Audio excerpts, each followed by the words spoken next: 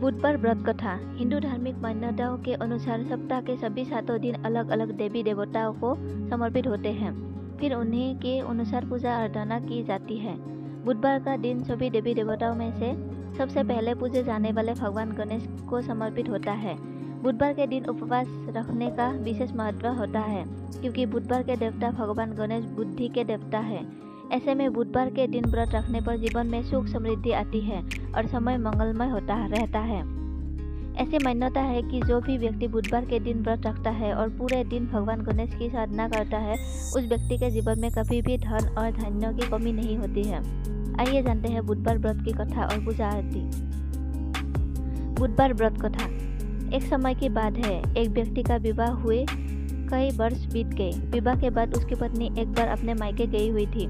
पत्नी के मायके में रहने के कोई दिनों बाद उसके पति अपनी पत्नी को विदा करवाने के लिए ससुराल पहुंचा।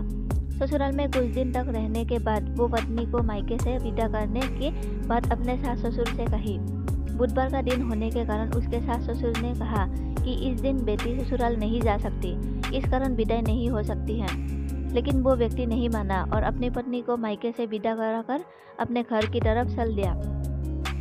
रास्ते में जाते वक्त पत्नी को बहुत तेज से प्यास लगी। तब पति पानी की तलाश में इधर उधर भटकने लगा। काफ़ी देर के बाद जब वो पानी लेकर वापस लौटा तो उसने देखा कि पत्नी के पास उसी की वेशभूषा में कोई अन्य व्यक्ति पत्नी के संग बैठकर बातें करता हुआ दिखाई दिया। दोनों व्यक्ति आपस में लड़ने लगे। पहले व्यक्ति ने गुस्से में दूसरे व्यक्ति से पूछने लगा कि वो कौन और क्यों उसकी पत्नी के साथ बैठकर बातें कर रहा है। फिर आपस में लड़ने लगे।